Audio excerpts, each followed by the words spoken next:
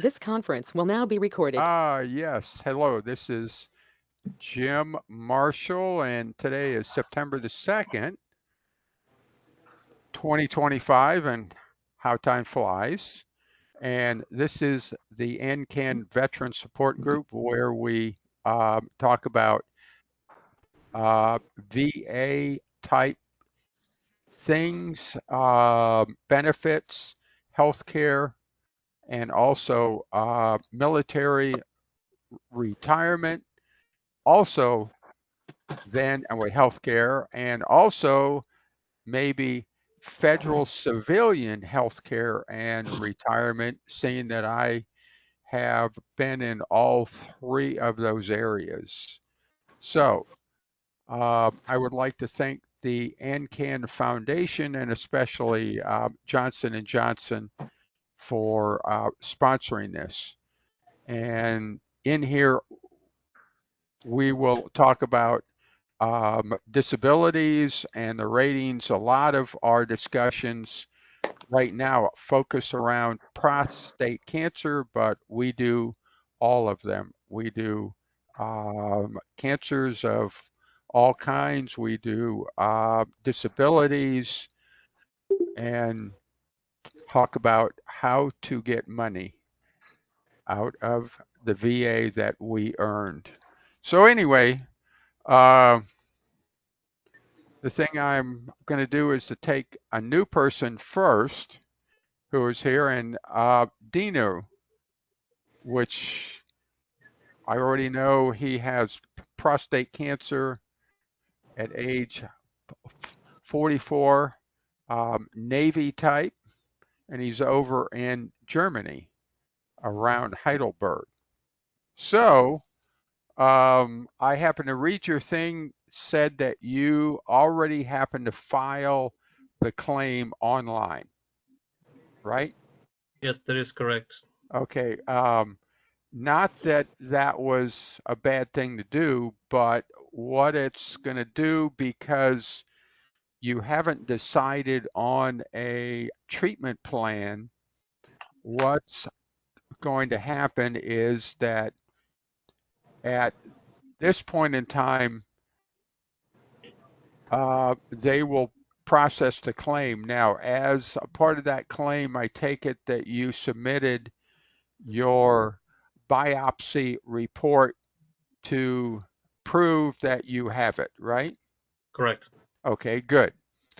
Now, the catch is eventually down the line, you will decide on a treatment of, um, of some kind. And according to the VA rules, okay, provided you get surgery, then they are going to give you 6 months to heal. The catch is at this point, you submitted the claim. So they don't know that yet. So probably, and was this claim submitted as a fully developed claim or a standard claim? Standard. Okay, because what that will do is to elongate, because the thing that I try to do, and in your case, it was actually a fully developed claim, Okay. which will speed things up immensely. Now, uh, Basically, use I don't remember the number. It's called. It has like a numbered and easy form right, when you do it online. 526EZ. It's a Yes. 526EZ, and there's a choice between FDC, which is a fully developed claim, which says, I have supplied to you everything you need. All that you have to do is read it. Now, Okay. in a standard claim, it says, look, I supplied to you some stuff, but maybe you have to go retrieve something from somebody. In that Like, case, it is a fully developed but did you claim. check FDC or did you check standard? I don't remember this option. I remember the question, have you submitted all documentation needed for No, this? within the block one, there is FDC or standard claim. Now, Okay, I will check to see if I have any right. kind of. So in the future, the thing that we'll do uh, is to understand how to put together a fully developed claim, because it can go a lot quicker. And you know exactly what was submitted versus then having the VA contact a doctor, ask for something, okay, and the doctor sends them something which you have no clue the stuff they happen to send to the VA. And so Okay. ultimately that's used and it can cause all kinds of issues. So Yeah. anyway, the thing that will happen down the road here is that probably in about a month or two, you will get a notice for a CNP exam. Okay. Correct. Yes. And in Germany, I know there is a gentleman that I happen to deal with who is in Estonia, and there's a VA office over within Poland, so he has to drive there to do it. So yours is probably in Germany, someplace. So far, the other claims I've done since I've been in Germany, they have Okay. these traveling doctors. Oh, okay. Um, the in three cases, or yeah, in three cases, there were some guys from Italy, Italian doctors, who are Right. contracted by Yeah. VES. Yeah. And then one time there was a doc from US who was from Florida, and he was on a Right. rotation traveling. And last time actually and those are all done here at some local office in Stuttgart, Sure. which was Yeah. really great. Last time, however, they switched the provider. It wasn't VES anymore. Right. And they sent me to Wiesbaden, which is a little bit further than Stuttgart. Right. And there it was a German doctor who Right. kind of told me so. But He yeah, was a contractor. Now, at yes, the time that you get called, probably by that time you have then decided upon some treatment, and you may have then had that treatment. okay, Okay, which means at the time that you stroll in there, that you're going to say, look, a month ago I had surgery. Okay, which means now if you have surgery, the VA allows you 6 months to heal.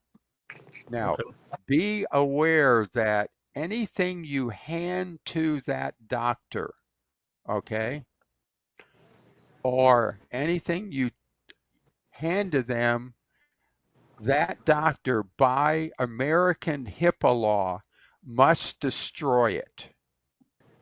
They okay, cannot submit a letter from your doctor. So what you do is that then after that exam, you go back to your place, you get a VA form VBA 21-4138, which was the is number 2141?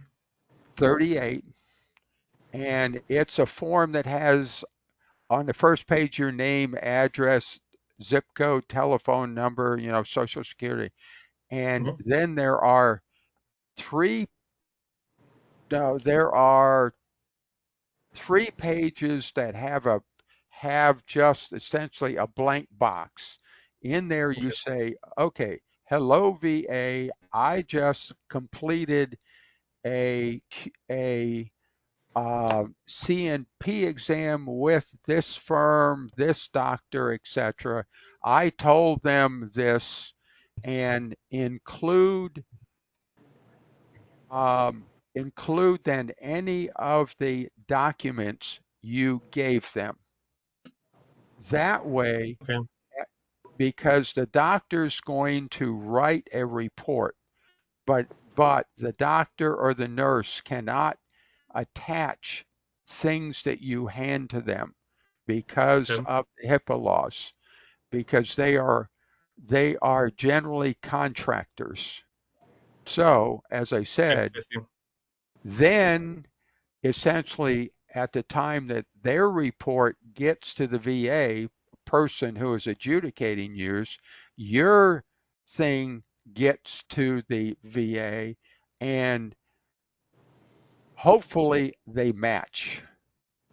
Okay. There are cases that I've been told of folks that said, look, I told that person that I get up in the middle of the night 6 times, to go to the bathroom, and they put down one. Well, so that caused all kinds of grief because I think they only got 10% when they should have gotten 40%. So Right. That that's actually process. happened with my last claim, where I actually had to amend.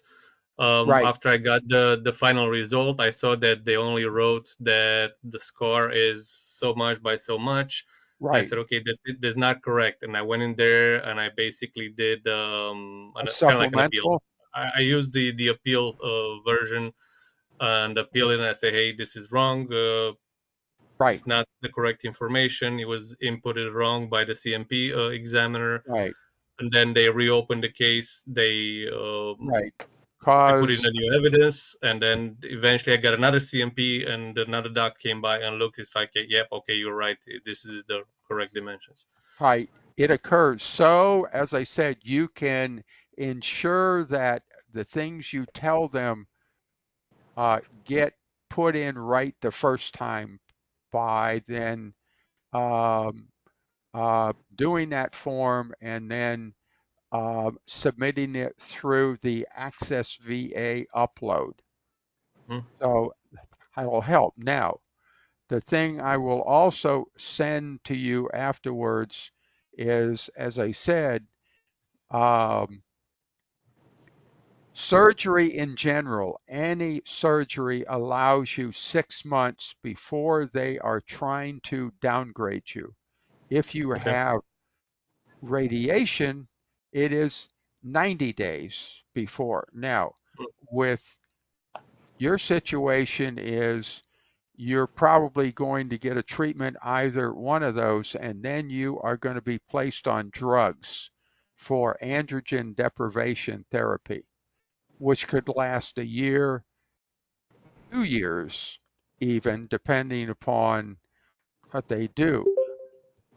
Remember this, that as long as you're under treatment, you will remain 100% temporarily disabled, collecting the 100% temporary. Now, Okay. I believe you are also at this point in time uh, rated at what, 70? 7. Yes, correct. 70. Okay. Within that 70, do you have one that is at least 40? Yes, I have one that's 50.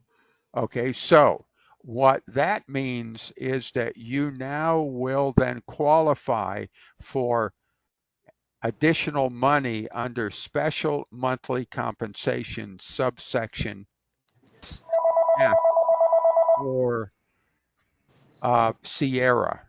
Okay, and that will be an additional, depending upon the SMC rate is for that.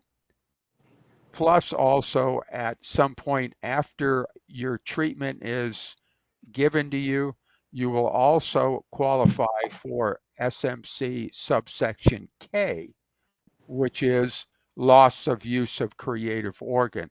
That will take another claim filing. Okay.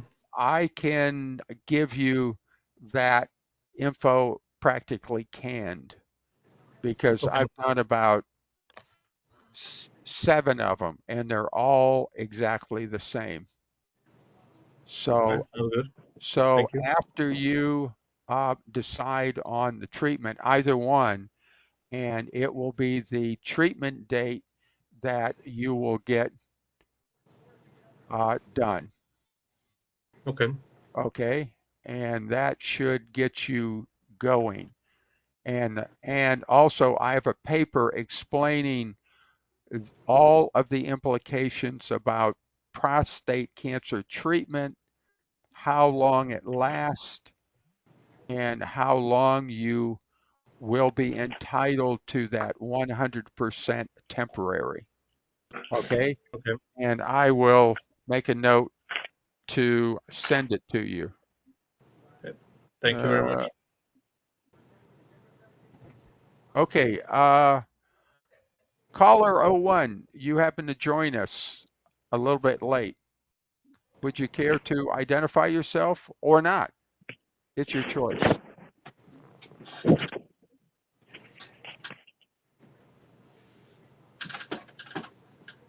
Caller 01, can you hear me? I'm not for sure. This is Henry. Maybe you're Oh, talking to me. Henry, yes, okay. Henry, do you have anything to bring up tonight, or are you just listening? I'm just listening. Okay, it's Okay. good to have you. And also Hank, you're on, and you have something to bring up. Hi, Jim. No, Okay, nothing specific. okay, Still just chugging along with the paperwork that you and I have been discussing offline. yes, okay. Okay, Dave, you said you are new, okay? You are muted.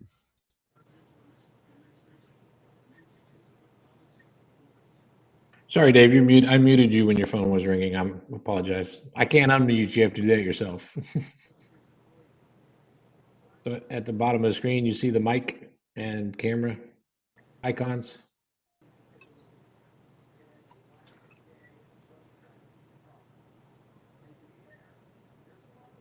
No, he's throwing up his arms. No,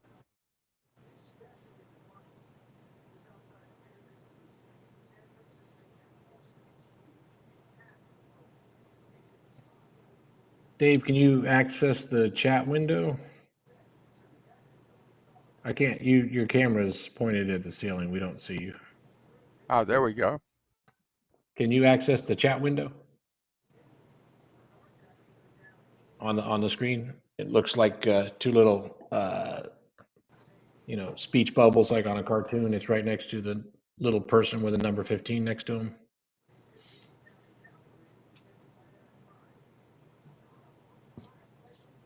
I don't know what kind. I wanted to ask you what kind of device you were on.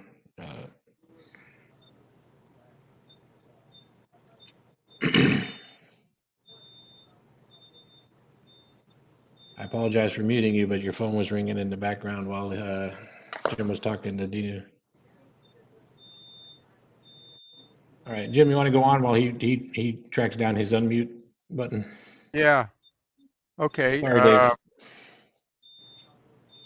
No, is he doing it here? Okay.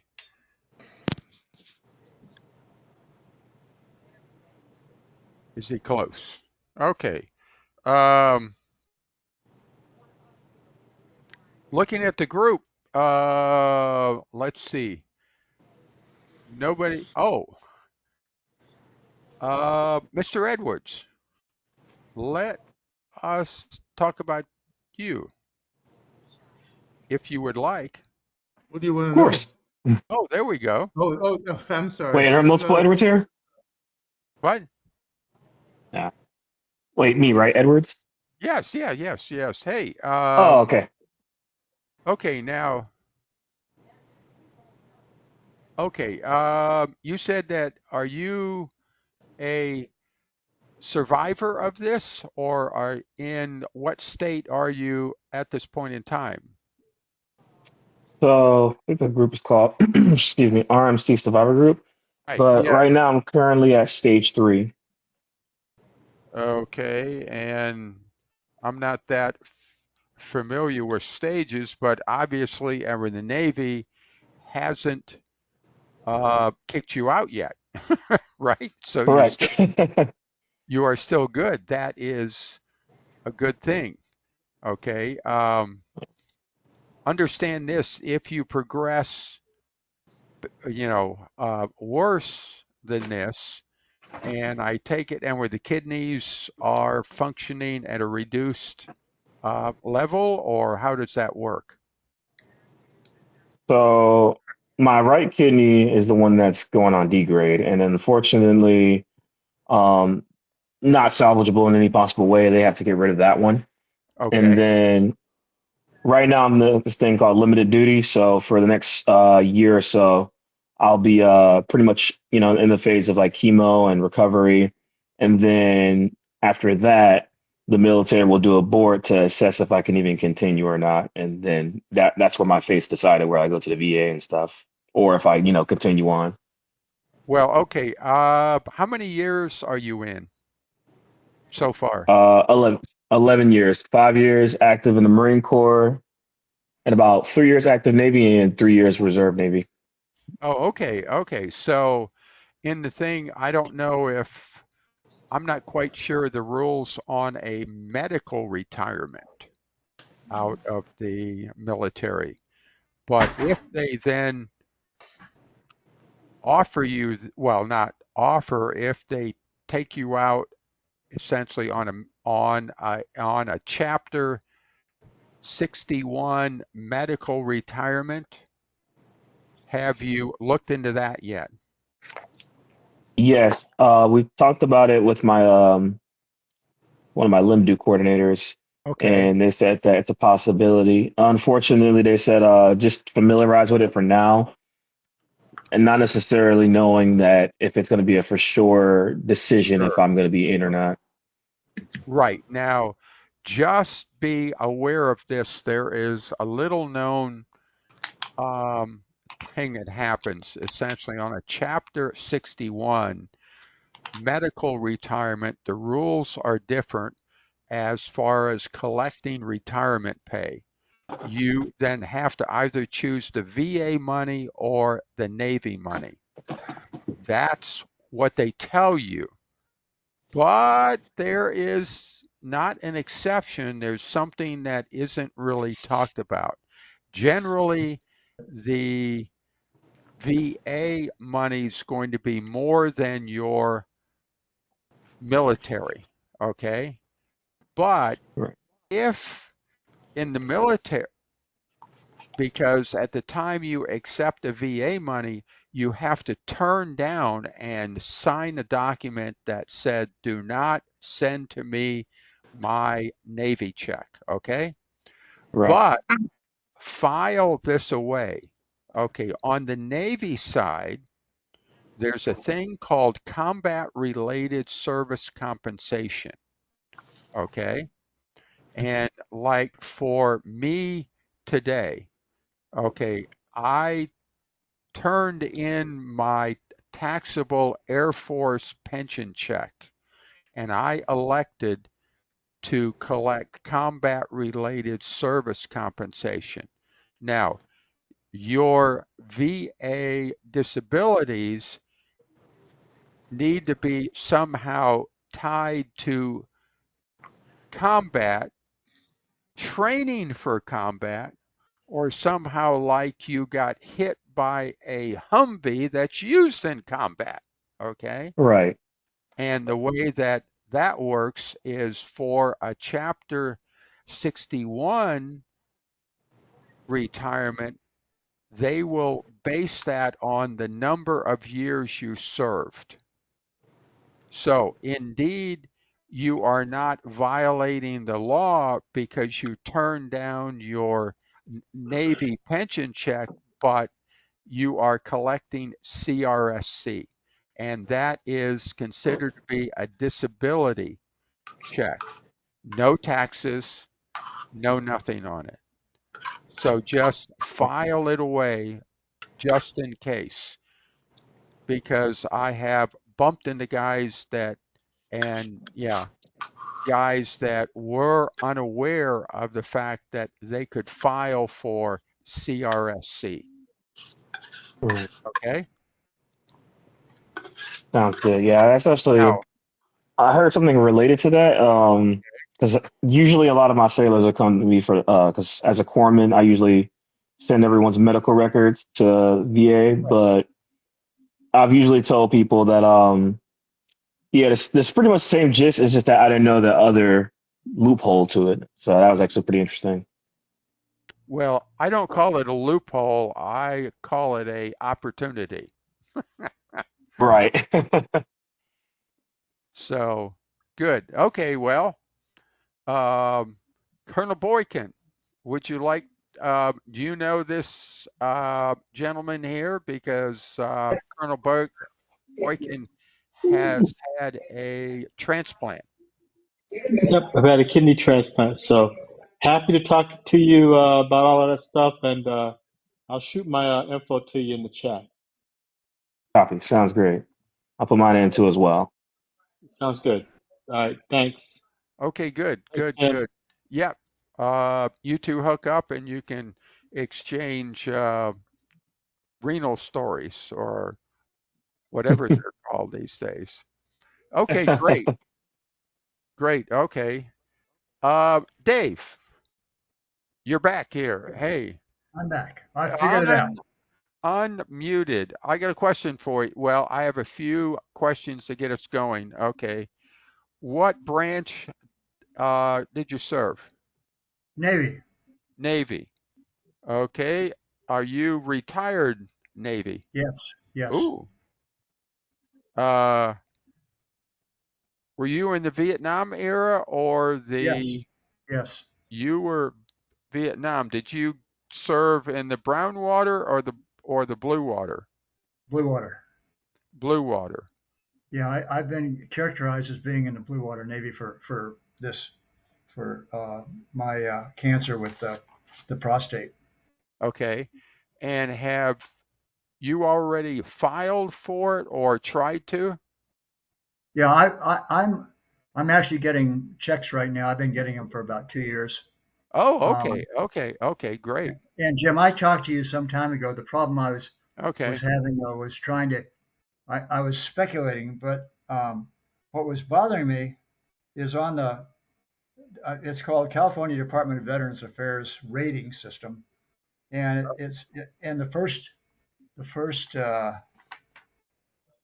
well, they call them decisions, and the first one, it says service connection for bone cancer is granted with an evaluation of 100% effective August 20th, 2020, and okay, that bothered me some because although I had two minor yeah, spots on my pelvis, which were irradiated, okay. uh, and have not shown any, uh, uh, other well, positives, the wrong word, I guess, but shown any recourse to come back. I've been um, on oh God, as I said, my brain is not working well. There's some other things going on here that are Yeah, causing trouble. no problem. And I apologize for that, guys. But I didn't understand because I've never seen it written anyplace else other than here. Uh, the word bone cancer. It's never been mentioned as bone cancer per se, and I was a little bit nervous that it would come up again and I would be told that I didn't have it or that it was cured and that I was no longer eligible for compensation. And Well, so okay, let's try to sort this out. But before we do that, Bob, you have your hand up for you are muted.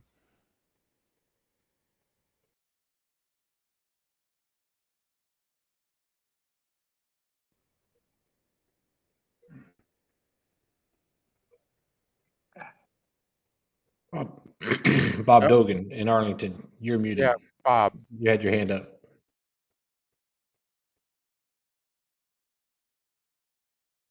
Okay, well, while you're attempting to figure out how to unmute, There we go. there we go. Yes, Bob. Is it a question about this or what? Well, yeah, it has elements of a number of things we were talking about, and and one of the reasons I want to get together with you, because I've Right. been back in 1992. I was medically retired. I was put on the. Well, hold on, because Dave's thing is going on, and you're talking about Okay. you. So trust me, we will come to you. Okay. Okay. So Got it. now, in general, Dave, are you currently rated, and for what in the VA? I'm rated at 100% disability. Okay, now 100% temporary or 100% permanent and total? How can I tell a difference? Because of the fact on the determination thing, it will say 100% permanent and total. If it just says 100%, that means you are temporary. Well, in this decision, in this paper Okay. I was just reading from, it says bone cancer is granted with an evaluation of 100% effective August 20th, 2020, but it doesn't say anything more. Well, generally there are two parts of that. Okay, the first part of it is about 8 or 9 pages that will tell you how much you are going to get, in the money wise, etc. And then, and with the second part of it, you will see the first page has the VA logo on it, and it has your name there, and it has a VA file number, etc., etc. And it will now go into detail explaining each of those. Well, you're right. It's about 9 pages long. And I would probably have to read it, and I don't think you guys are. Oh, okay. Well, are you rated for then and anything else besides that? Well, this is for prostate cancer, I thought, but it talks about a blood disorder that I have called myeloproliferative disorder, Okay. which I do have. Now, that's not considered to be a mm, a cancer producing disorder based on, say, Agent Orange or something like that. And Okay. and there was some discussion that I had with my doctors here at in Palo Alto VA about whether that's something that I needed to worry about, since didn't seem to be getting any place with the VA as far as uh, getting that approved under the same rubric as my prostate cancer. And so Okay. uh, I got this document that I'm reading from here right now is a response to an earlier document that I got from the VA where I was turned down for all monies, and they said we made a mistake, and they went into Right. some long and diatribe about Yeah. Right. what had happened. Yep. Okay. But Anyway, now originally the claim at the time the claim was submitted, it was submitted for prostate cancer, right? correct. And you should have then gotten a determination, and you say that they turned you down for it all, and then Yes. they came back and they awarded you bone cancer versus prostate cancer, right? Yeah, that bothered me because I'd never seen bone cancer used, those words used in any of the correspondence that I had. Okay, well, technically, or according to the VA, if you have a cancer on the bone, they will also call it bone cancer. Okay. Okay, like also they might cause, in the scheme of things with prostate cancer within the lymph nodes could also be called non-Hodgkin's lymphoma. Okay, so now, what was the date on your award of bone cancer, if you have it there? Yeah, that's what I've been reading from. Let me. Okay, and Rating decision 7/20/22. oh, so now, since that time, have they come back to you on a CNP exam and ask you questions like, how are you doing? How's it going? No. No. So they must consider you as permanent and total, That could because be. otherwise the clock is like every 6 months they will return to you if you are temporary and ask you, how are you doing? I don't Okay. see any urologists at the Palo Alto VA any longer. I Wait. actually Right. Yeah. I fired them all. I got really upset with them. Right. And I'm going to an outside doctor. Okay, fine. But be aware of this. Going to a medical doctor at the VA has got nothing to do with your rated disability. It's got nothing to do with it. Health care in the VA only concerns themselves with your health care, not disabilities, benefits, because the VA's divided into two separate navies or air forces. There is the healthcare one that strictly does healthcare, and they don't talk to the other side of the house, which gives you money, and they don't report on you. And if they discover something that you could collect, they never tell them, which is a good thing, because to try to do that bureaucracy wise, I worked for the federal government as a civilian for 22 years. It would be a nightmare if they tried to do that. So you sit between the two navies, and it's your job to then understand your health care and then work with essentially a VSO to then apply over to the other side to get money. Okay? What's VSO? A veteran service officer. Something like I provide, because actually I am a veteran service officer, but I have my own take on how a VSO ought to operate.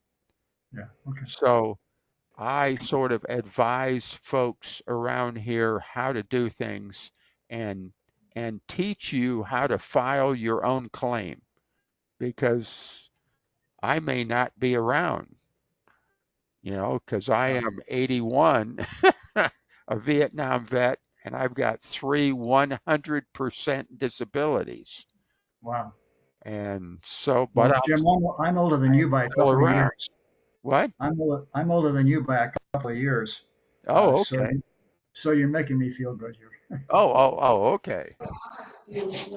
And I've got stage 4 prostate cancer besides that, and a bad heart. Physically a bad heart. Otherwise, I got a good heart. Okay, so. There you go. Okay, so what are you concerned with, or are you trying to apply for something else, or what? I was just actually I've been concerned about this one sentence that I read to you earlier. Okay. For about 6 months. I've been thinking about it because Okay. no place else does it say bone cancer anyplace. But it does say 100% effective, whatever that means. Right. And I said, okay, well, I'm getting money. So I guess right now I'm still in the right, I'm doing the right things or not doing the right things. Well, I keep now, getting asked that. From the prostate cancer point of view, are you considered recurrent, or are you in a durable remission? Remission. You're in a durable remission. Well, that's interesting. Okay. Well, at this point in time, you are collecting the 100. So at some point, they may return to you, and if they do, contact me. Okay. Okay. And hopefully that will straighten it out or get something going. So Dave, I'm sorry, I apologize. Earlier I was doing something else, but what was your prostate cancer diagnosis? Was it what do you know what stage and When it was diagnosed? Well, yeah. I went through two different protocols. The first one was when it was initially found. It was Gleason 7, and it was kind of all throughout my prostate. It was not good. Right. But at the time, I didn't know too much about what this was all about. So in my readings and so forth, trying to find the right answer, I was looking for things that had few side effects, and so I ended up going with something. I ended up going to Texas and paying my way, by the way, to Texas to have it taken care of. I'm struggling for the name. Oh God, this is not covered by insurance. You used a focal ablation technique, right, in Texas? Yes. Yep. Okay. That's it. So what I'm asking is, you've had a diagnosis of bone metastasis? Is that what you're saying? No, my bone metastasis came back after Right. the focal laser ablation didn't work. Right. But that's so if the VA determined that your prostate cancer was service related, and then your bone, and then you had bone metastasis from prostate cancer, then your bone cancer is service related as an extension of your prostate cancer. Yep. I suppose. And I mean, don't get caught up on the fact that they say you have bone cancer. It's you have cancer in your bones. It's prostate cancer, but you have cancer in your bones. So and it's a fact of your life now. So don't get caught up on it. It's your prostate cancer is what it is. Right? Technically, you are stage 4. You are stage 4. Okay, the same as me. And I'm Jim. I'm in active surveillance. Have been for about a year and a half. Well, actually, you are not technically in active surveillance. Active surveillance is a very particular term of people who then, when they are initially diagnosed and they have like a Gleason 6 and thing, and they haven't had treatment yet. They haven't had any treatment, and it's just they are on active surveillance. You are I argue with these guys the same way, Dave. I was Gleason 8, stage 3, and non-metastatic recurrence. And I tell, after all my treatment, I've got no evidence of disease, and I tell everybody I'm on advanced active surveillance. So yeah, it's in advance, not because we're keeping an eye on what's going on with us, just like they do, except we've had advanced treatments. So yes, you have had advanced ones. So I don't know if there's a specific term for that. It isn't the watchful waiting. That's an old term. Yes, but yes. So Jim is right. Active surveillance doesn't actually apply to us, Dave, but it's the same concept, right? Yeah. We have a condition that we have to keep an eye on and be proactive on if something progresses. So. Yeah, when it did come back.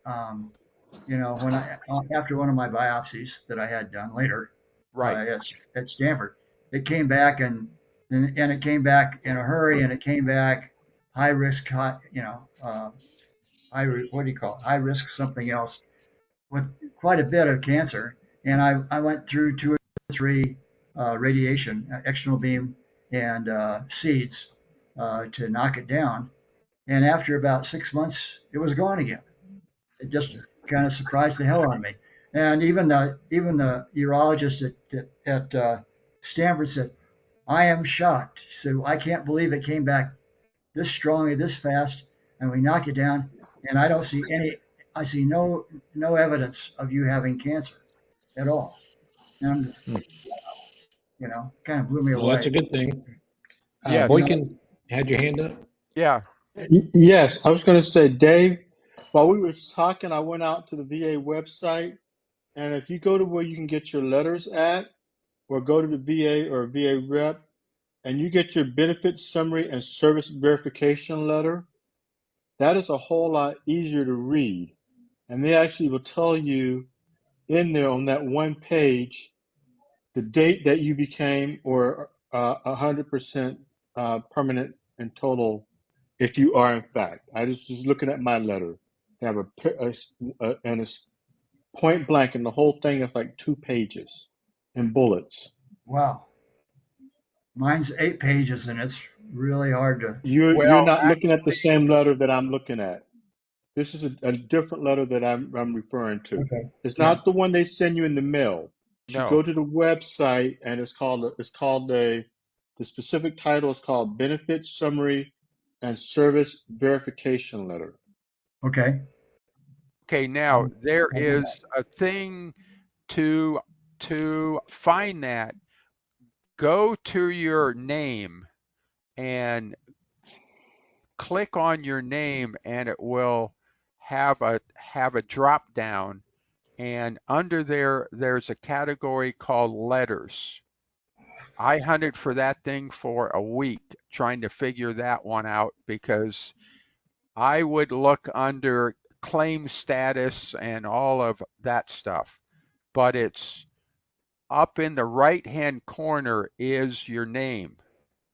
Click on that, and there's about 3 or 4 items within the pull down. One of them is called letters, and that's the thing that will have those things in it.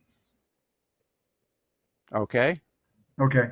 Now, another thing is, okay, you said that you were retired. Yes, okay. Forget that. I was just about to bring up a point that doesn't apply to you, but I will bring it up because I think I put it within the reminder that if you are a non-retired veteran and you are 100% permanent and total, you are entitled to a military ID card, just like you were retired out of the military, except the only thing is, on that ID card, you are not entitled to TRICARE healthcare or military healthcare, but it's an actual military ID card, which is an interesting thing to get you onto the bases and the commissary and everything else. So, okay, Bob, let's go to you. You got your hand up, and so we haven't forgotten about you. Well, that's fine. I'm learning things with everybody's comments. We talked briefly at the monthly meeting about getting together and working on this. Oh, yes, absolutely. I'm a little bit concerned about that because I was medically retired from the Air Force in 1992 Okay. for something totally different. And it was originally the Air Force retired me at 30% or whatever it was. And then people with what I had were dying so fast that they came back in another couple of years and put me on the permanently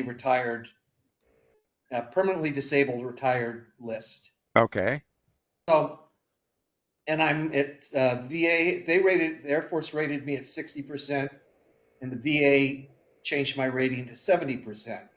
Okay. And with all the time I had, it wouldn't have been what I was getting from the VA at 70% was higher than what the Air Force would be paying me. So Right. they can't reduce my retired pay any lower than 0.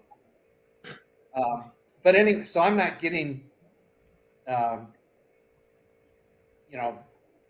there's a different schedule. And there was also a thing, and Dave, this may apply to you, because I came in the Air Force on 5 May 1972, and those dates are important because it affects whether your retired pay is going to be taxed or not taxed. But so much has changed, since then.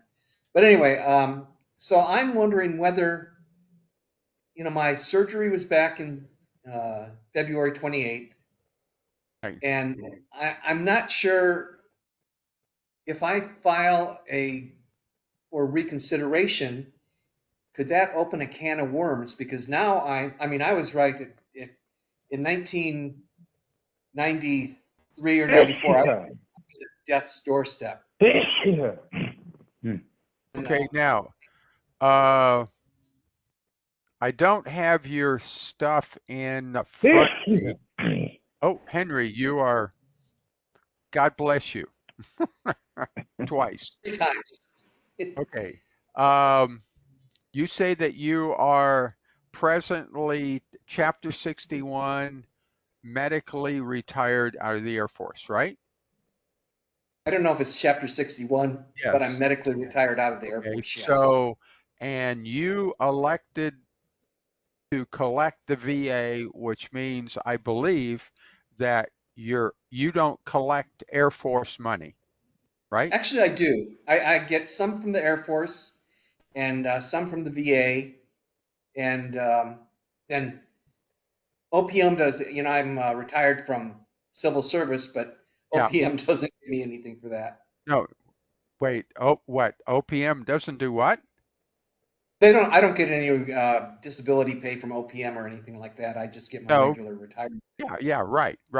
True, because you didn't apply for a civil service disability because you Correct. had enough. Yes, I worked for them for 12 years. Interesting place. I thought it was a great place to work. Anyway, so okay, so in the military, so Well, I wanted now, to try to sort that out with you sometime, not okay. here, but Oh, whether. not here? Well, just in. Okay, if you want to. I don't Sure. have all the documents we need. No, but in general, so you aren't rated for the prostate cancer, right? At Correct. this point. And you had some treatment probably more than 6 months ago, right? Almost 6 months ago, on the 28th of this Okay. month, it'll be 6 And months. you're not on, well, technically speaking, and others should have their ears perk up because this is the thing about prostate cancer treatment. Okay. Let's say that you had your treatment in February of 2025, right? Okay. Correct. Yeah. Well, medically, even though you aren't on any drugs or anything, Oh, I'm on what? a lot of drugs, but not. And some of them, I guess there's a couple of them that Dr. Chestnut prescribed, but Okay, but those are drugs like Cialis or Viagra or something like that, is it? Cialis. Yeah, it's Cialis. Okay, that isn't a part of this because that is considered to be essentially a maintenance drug, not a Okay. treatment drug. So in general, even though you have treatment, either surgery or radiation, remember the VA, according to their rules, surgery, you are allowed 6 months to heal, radiation, 3 months. In Okay. general, any kind of surgery, any kind of radiation, okay? But now, in the prostate cancer treatment protocol, from the doctor's point of view, the plan says, even though you had it out and we think we got it all, I mean, we're probably 99% sure, they're not 100% sure. So, as a part of that treatment plan, you will get tested every 3 months for 1 year, a PSA Right. test. And that is considered to be part of your treatment plan. So technically, on the medical side, your treatment continues for 1 year, which means on the VA side, even though they claim 6 months, what happens when they call you into the CNP exam, you'll explain to them, wait a minute, I'm still under treatment. And that's going to extend for another 6 months, which means you will pay me 100% temporary for the next 6 months. Okay, here's my question. Okay. Is that going to open up my previous VA rating and put it under the Well, microscope again? what now? How long ago were those ratings done? The last time I heard from the VA was probably 1995. Oh no, our 20-year rule is in effect. No, it will not touch any of that Okay. stuff in the 20-year rule. In a 5-year rule and a 10-year rule, there's this thing called, they have to show that you've had significant improvement. Now, they don't And really I define have. what significant is, but that's in the 5-year and Yeah. the 10-year. In the 20-year rule, no, they are almost locked in. So Okay. that is the thing. So the deal That's is, helpful to know. right. So do you have an intent to file active for that prostate cancer?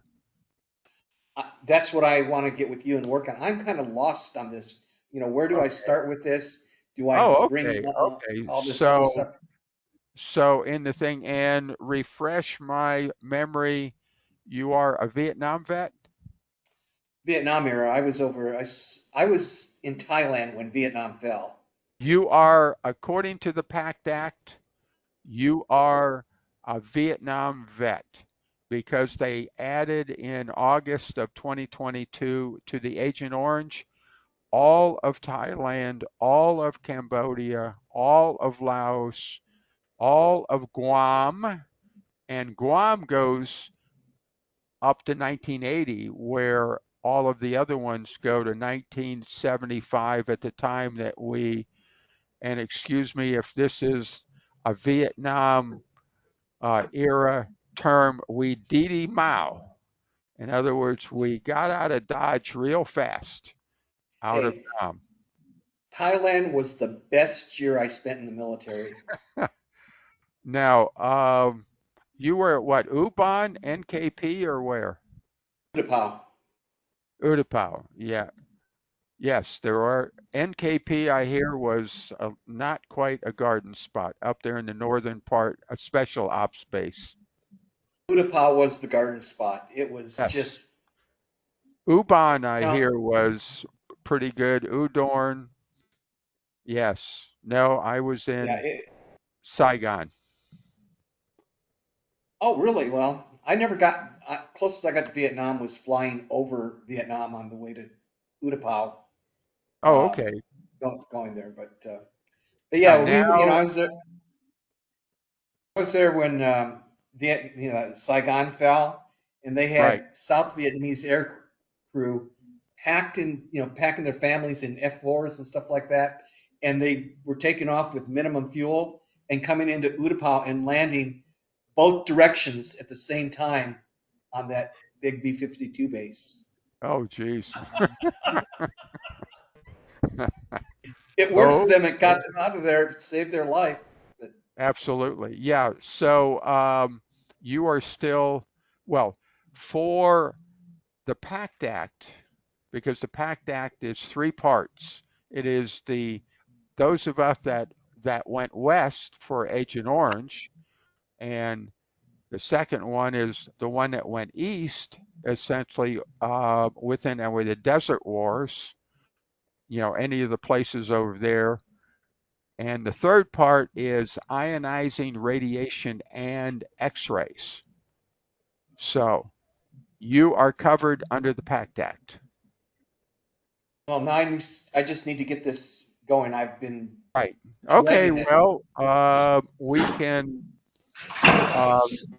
meet and discuss that. So,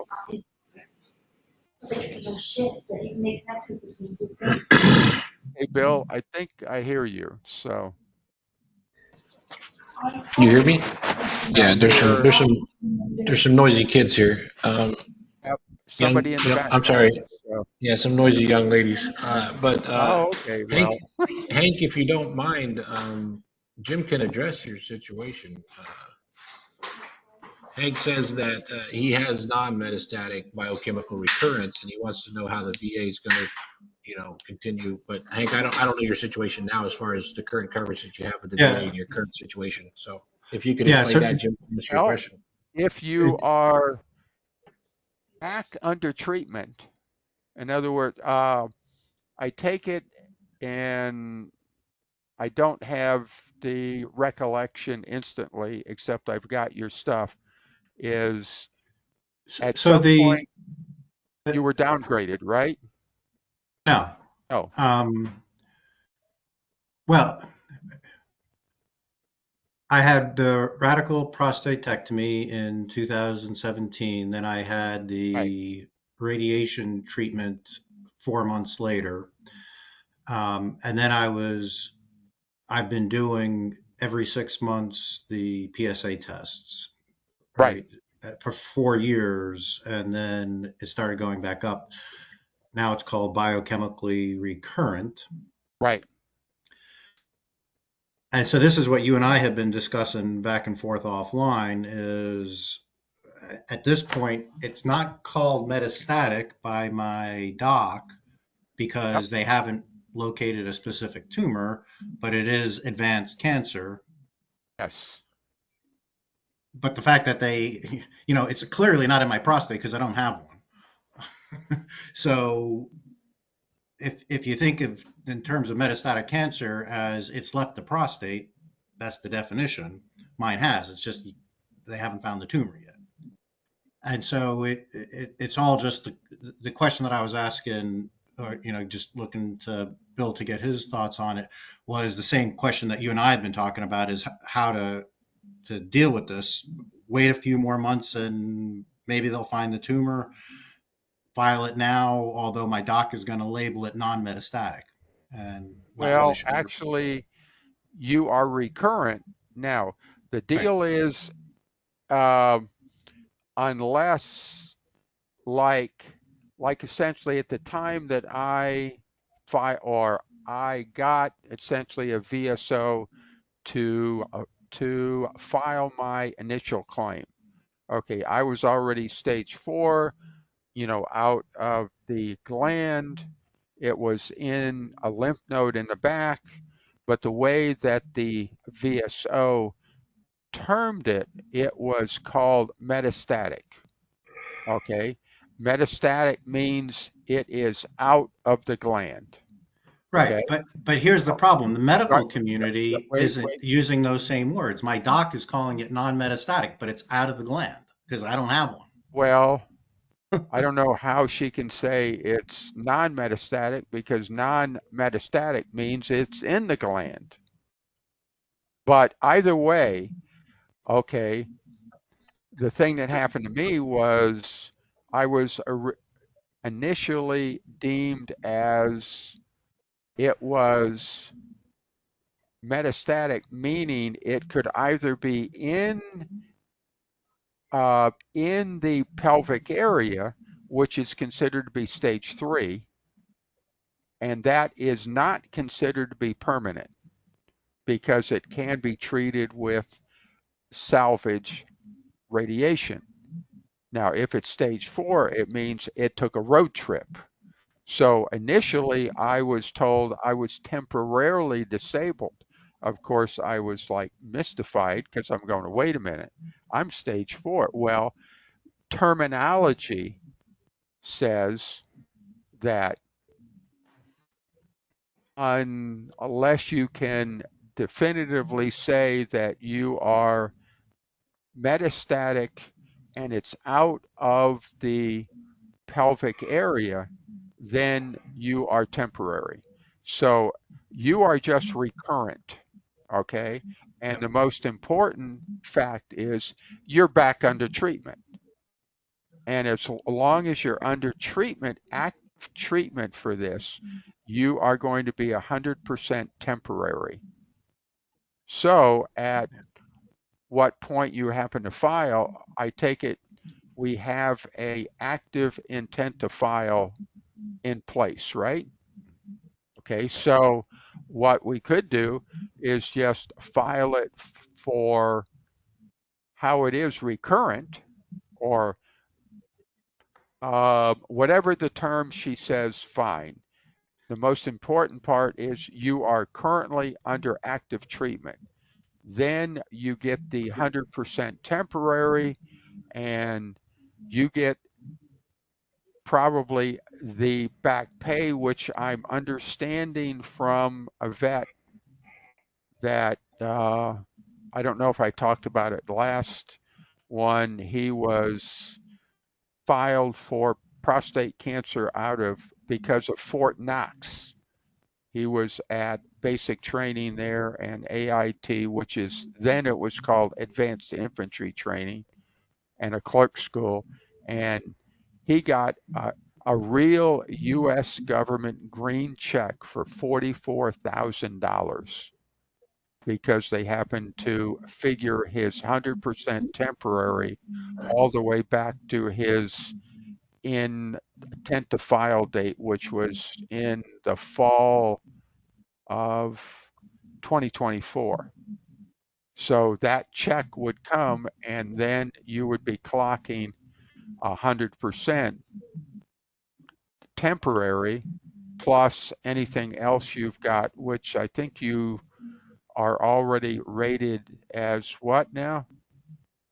At the moment, I have no rating at all. Okay. So you would be 100 plus also in that thing, we would throw in the loss of use of creative organ, which you do have because back when you had the prostate out, which then qualifies you for that.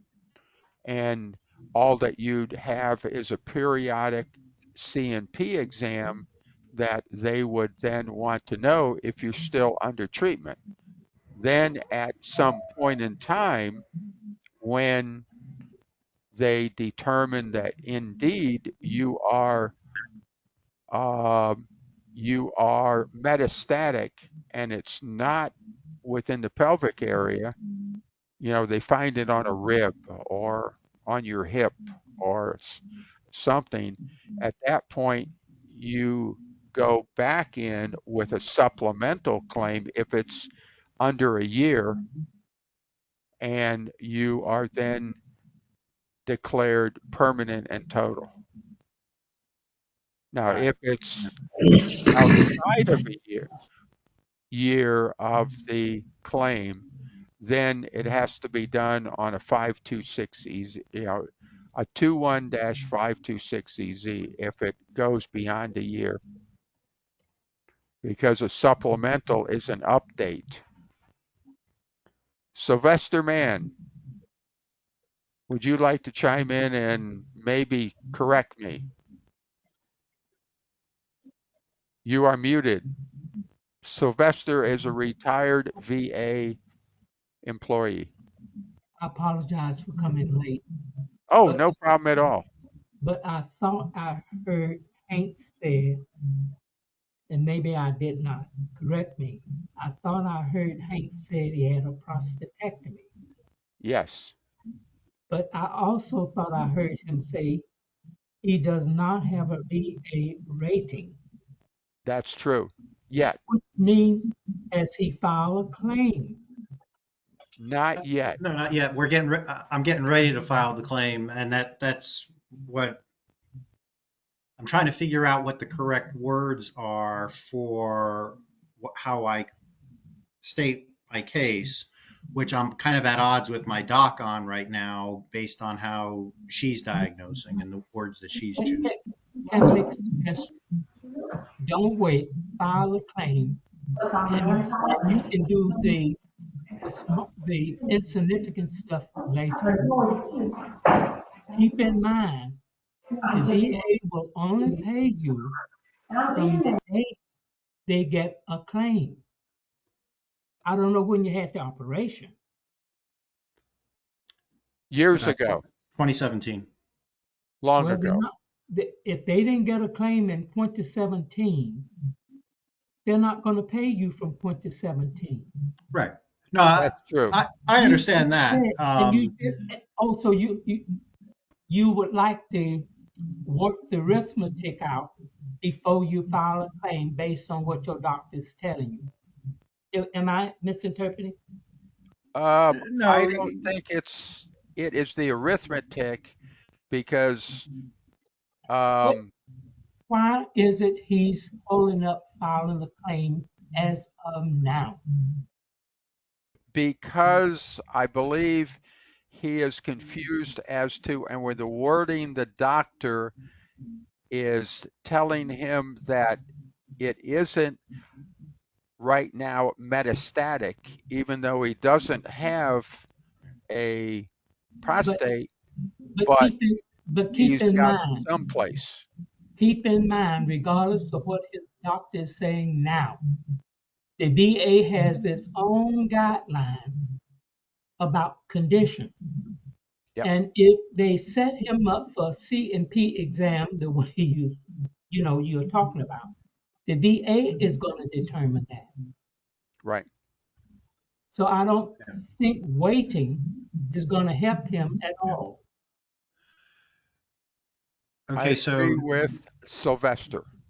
so Jim, Yeah. just so that we're not chewing up the rest of the group's time, Oh, that's okay. I'll take the paperwork. I'll take the paperwork that I've already shared with you. I've already talked with Dr. Powler's office. They're getting me the letter. We'll just take whatever words they give, whatever, and just drop the paperwork now rather than waiting. Because you and I were talking about whether waiting until next visit was going to be a good idea or not. I mean, sounds like we won't do that. No, actually. Yeah, Hank, I had a question. I read what you wrote to me, but I think I got the order wrong. So you had a prostatectomy and then salvage radiation, and now you have a biochemical reoccurrence. Correct. Why did you have salvage radiation? After the RP, the PSA started going up almost immediately. Okay. Within 1 month of the radical prostatectomy, the PSA started going up. That's the exact same thing that happened to me, and they called it a biochemical recurrence. And they classified it as non-metastatic recurrence because they assumed it was still confined to the prostate bed because a scan didn't find anything in lymph nodes or anything like that. In my case, the PSA did not get high enough to be called biochemical recurrence before the radiation treatment started. The radiation treatment knocked it back down to less than 0.02, so practical zero. And I sat there for 4 years, and a year and a half ago it went back up, and now I'm. What was your PSA after the prostatectomy? It went to 0.07, then it was a 0.12, and then and that was within just a couple of months. And then once it hit the 0.12, the doctors pulled the trigger on doing the radiation. Mine was 10 weeks after the prostatectomy. So Yeah, mine didn't it go was up. definitely considered a biochemical recurrence. Yeah, mine did not go up that rapidly. And it doubled in a month because I had another PSA later, and it was 8. So yeah, they put immediately. Then after that, they put me on. You didn't do androgen deprivation therapy? You didn't do Lupron or anything like that? No. At that time, they recommended just to do the radiation without ADT. How soon after the surgery did you do radiation? About 4 months. I did the surgery in June, and the radiation started in December, so 5 months. Yeah, I was about almost 8. That's probably why they put me on the Lupron. I had complications with my catheter and other things, so I had a catheter in for almost 12 weeks. So it was a good catheter. It was comfortable, but on mine they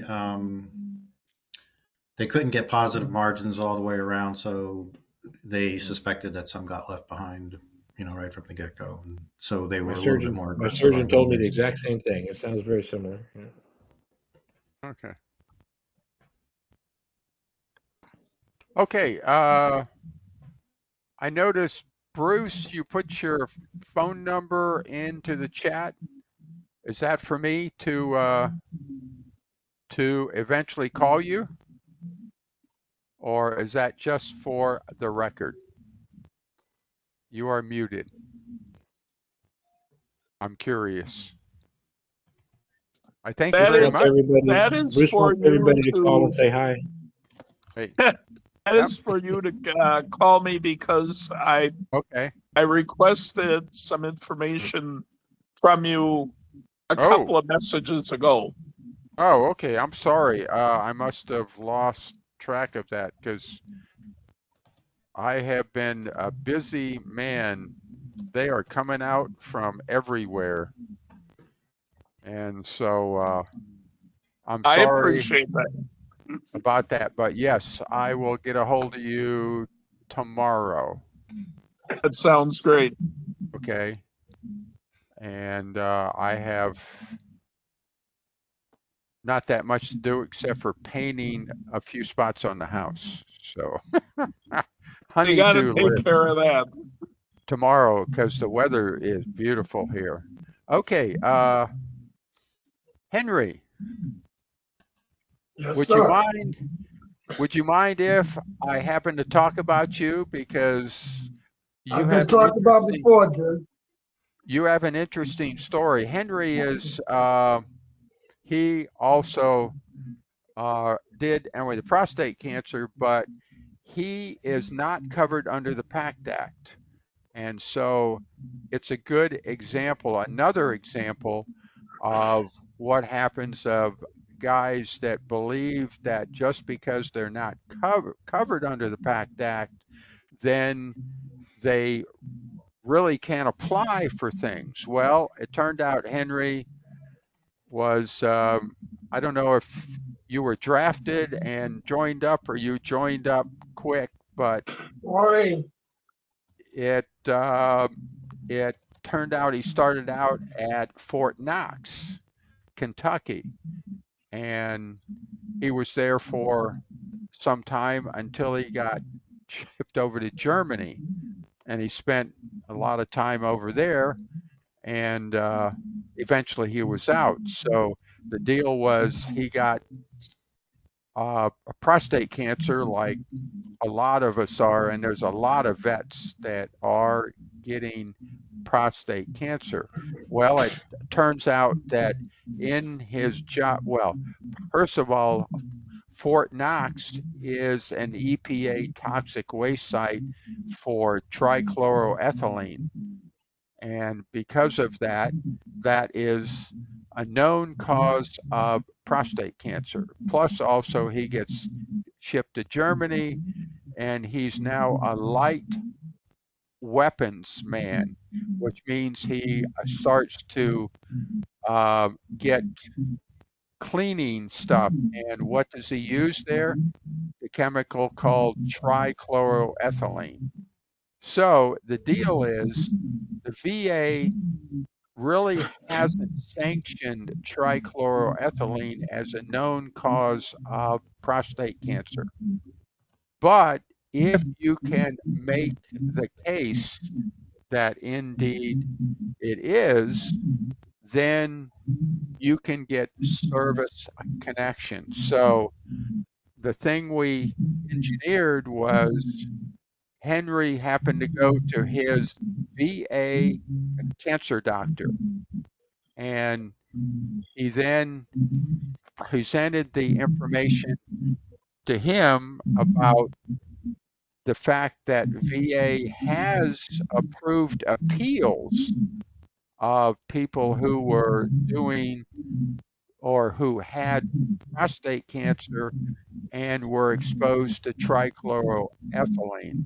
And in each case, the judge awarded it because there was significant medical evidence presented, and there were case studies. So it turned out that, and in fact, he and I both have the same cancer doctor within the VA.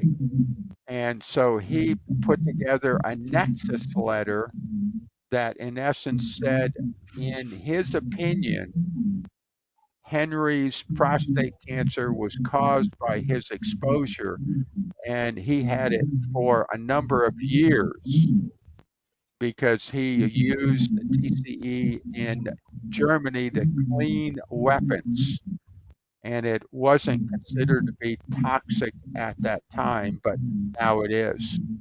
And so we are sticking together the claim shortly for him to submit to get him approved for the 100% temporary as he's under treatment for it. So as I said, it was an interesting experience based upon the previous gentleman I did who was at Fort Knox and got prostate cancer too. So it's an interesting thing about exposure to toxic materials. And basically, most all of the Air Force bases, military bases, Navy ships, etc., have toxic materials, benzene, lead, asbestos, etc., etc. So, anybody have any questions about that? Because you'd be surprised what the VA will approve.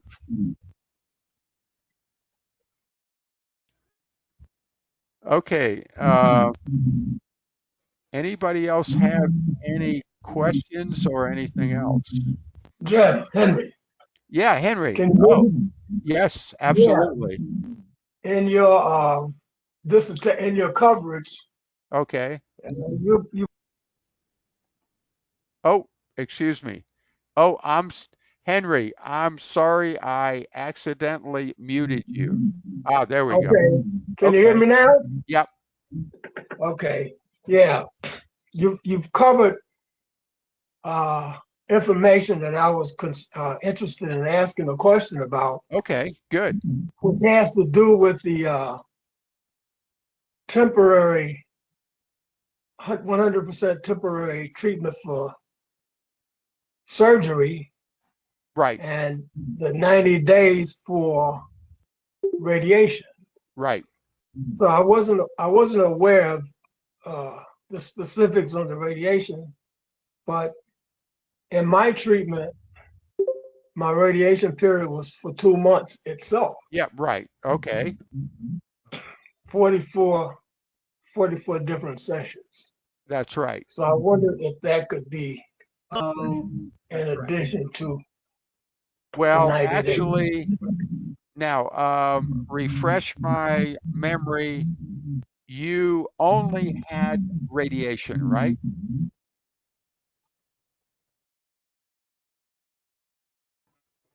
Yeah, for the most part, there's an initial administration of, I think, a medication. Okay, a medication was what? Yeah. Well, There was well. an injection in the stomach. And, Oh, okay. So ADT. right. Okay, and you then had But the radiation. Well, actually, it would start your 100% temporary would start at the time you were told you had prostate cancer and they proved it. In other words, biopsy. Okay? okay. You are 100%. Now you get ADT, fine. Okay. And you get radiation, right? For 2 months. Yes. Now, after radiation was done, were you still on ADT? No. Okay, so fine. So, according to the VA, at the time your radiation ended, you get, according to them, 90 days. But actually, medically, once the radiation ended, you are now on a 1-year ADT protocol. No, excuse me, a 1-year PSA blood test continues for 1 year from the end of the radiation period. Okay, you got that one. Yes. Okay, then at the end of that 1 year, and based upon you've had good PSA scores, okay? Yeah. Whatever good means, okay?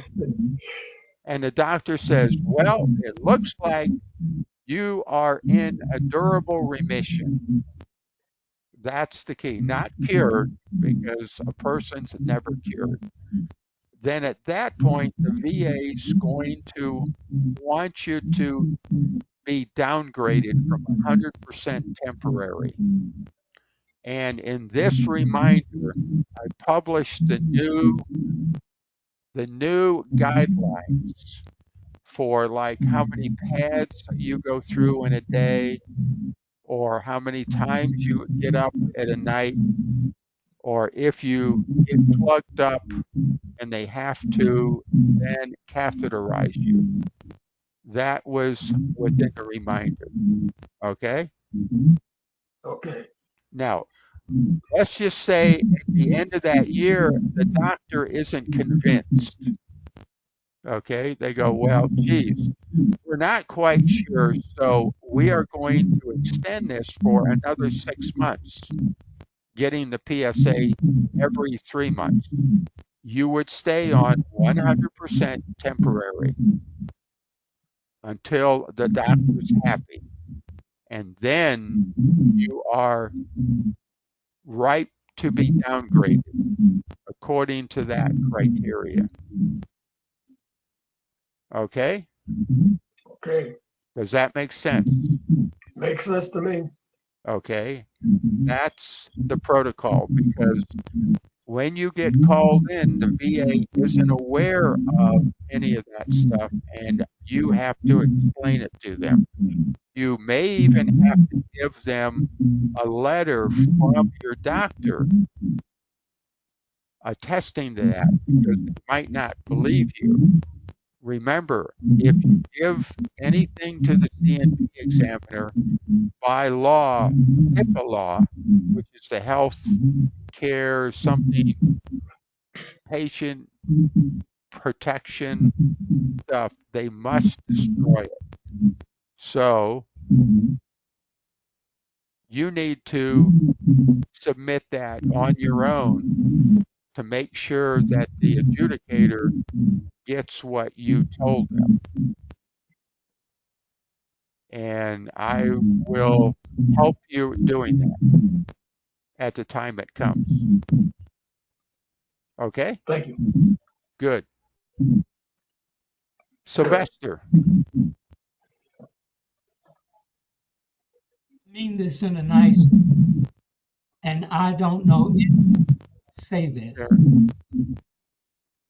I get the impression listening is that when the word downgraded is used, I get the impression that most of the people think downgraded means zero. No, right. Whatever the disability is, you are entitled to a monthly payment even if it is not 100%. Of course, the more you get, the more you deserve. It's not free. The government doesn't give away free money. So whatever you get, you certainly deserve every penny of it. But I hate for anyone to leave thinking that if they are downgraded, that means zero. It does not mean zero. You still get your monthly check, but how much you get, the VA determines that. But it is never zero. I just want to point that out. And nobody has said this, but I get the impression when we're talking about downgrading, most people interpret that as zero, which it is not. A disability is rated from 10 to 100%, and a veteran can fall anywhere in that spectrum. I think yes, you are correct. In the downgrading, I meant from 100%, it is the pads can range from 10 to 60% how many pads you go through. The other one is how many times a night you have to get up to take a leak. That can go from 10 to 40%. And the other one is how many times that you have to be catheterized. And that, I think, can go from 10 to 40%. So it's a reduction from the 100% temporary because you technically are not under treatment anymore, active treatment. You have gone home and now you are in a durable remission with side effects, and the VA will pay you for the severity of those side effects. Okay, it's about not quite, well, here on the East Coast, it's 9:45. Over in Germany, what is it in the wee hours of the morning over there? It's 3:43 in the morning. Oh! Ah. Okay. Anybody else have any things to ask or bring up or anything else that they would like to talk about?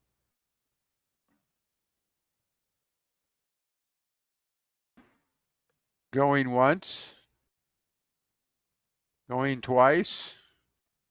Well, I thank you very much. And as I said, this is the AnCan Foundation. And if you would like to sign up for this and you don't quite know how, go out to the website, which is www.ancan.org/veterans. We have actually a subset of the www.ancan.org. That is one for all of AnCan, and the veterans have their own. And you can also email me at veterans@ancan.org, and I will get a hold of you. So with that, and again, I thank Johnson & Johnson for subsidizing the online support part of this.